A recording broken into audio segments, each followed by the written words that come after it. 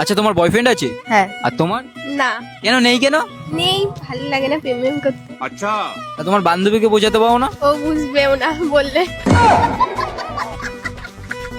তোমার বয়ফ্রেন্ড তোমার উপর কতটা লয়াল? অনেক। কি করে বুঝলে লয়াল? বলেছিলাম ব্রেকআপ করে দেব, পাশে পুকুর আছে, পুকুরে ঝাঁপ দিয়ে মরতে হবে। রিলেশন কত বছরের? 3 বছর। তোমার বয়ফ্রেন্ড একটু লয়ালিটি টেস্ট নিলে কেমন হবে? না, কিন্তু কিভাবে? তোমার বান্ধবী তোমার বয়ফ্রেন্ডকে ফোন করবে, ওরে রিলেশনে আসার কথা বলবে, যদি রাজি হয়ে যায় তাহলে তো বুঝতেই পারছো, আর রাজি না হলে খুব লয়াল। তুমি করবে? দেখাই যাক বান্ধবীর বিয়ে কেমন। आइए देखते हैं बैठचंद मजा आएगा। হ্যালো, হ্যালো, হ্যাঁ কে? আমি রিমি ফ্রেন্ড বলছি। হ্যাঁ বলো, কি হয়েছে? রিমির কোনো অসুবিধা হলো নাকি? না না, একটা কথা বলবো, কিন্তু এটা তোমার আর আমার মধ্যেই থাকবে। রিমির কি অ্যাক্সিডেন্ট হলো নাকি? না না, আমার তোমার সাথে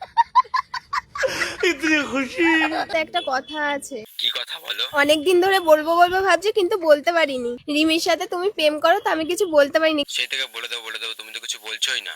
রিমিকে বলবে না তো কথাটা? যদি সেরকম হয় তো বলবো, নয় বলবো না, কথার উপরে নির্ভর আমি করে। না তোমাকে খুব পছন্দ করি। তুমি পাগল হয়ে গেছো নাকি? আমি সত্যি খুব পছন্দ করি তোমাকে। তুমি তো জানো রিমি আমার গার্লফ্রেন্ড।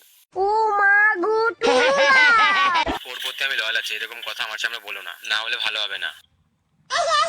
যেহেতু তুমি ওর ভালো বান্ধবী, এসব কথা জানলেও কষ্ট পাবে। আমি সত্যি তোমাকে খুব ভালোবাসি, ওর থেকে বেশি ভালোবাসবো তোমাকে। সত্যি কথা বলো তো, ব্যাপারটা কি হয়েছে? আমি সত্যি খুব ভালোবাসি তোমাকে। তুমি কি আমার সাথে রিলেশনশিপে আসবা?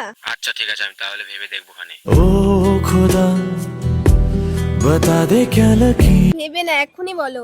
আচ্ছা ঠিক আছে, রিমি কিন্তু ভুলেও না জানতে পারে। আচ্ছা ঠিক আছে। हमने तो बस আচ্ছা, তুমি রিমির সাথে ব্রেকআপটা করো। ঠিক আছে, ওর সাথে আমার ব্রেকআপ করতে খুব একটা টাইম লাগবে না।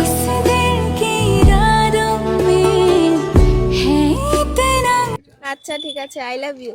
I love you two.